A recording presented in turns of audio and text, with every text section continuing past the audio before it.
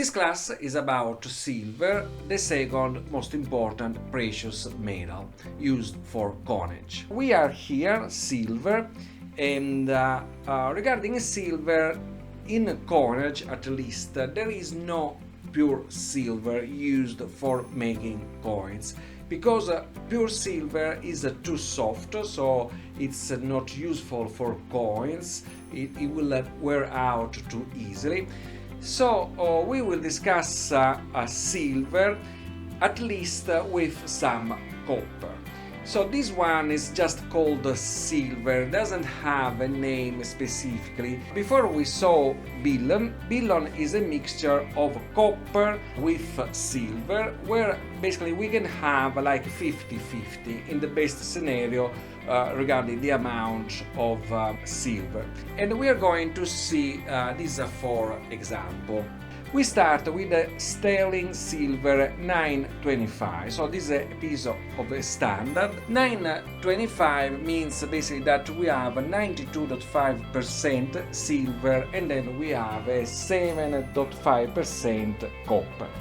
So this is nice because we have a little bit of a standard, and this can be used to evaluate this ratio between silver and copper in our spectrometer.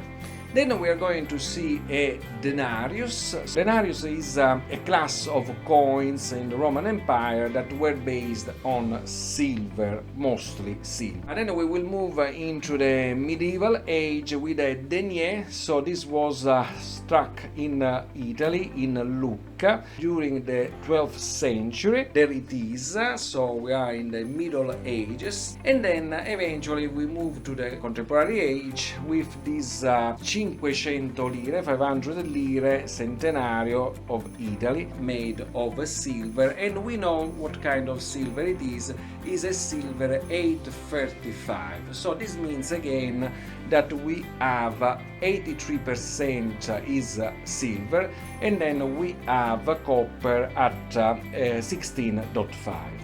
So it's a good way to evaluate how our system will respond to these different percentages. I want to start with the two standards basically. So silver 925 and silver 835 in these coins.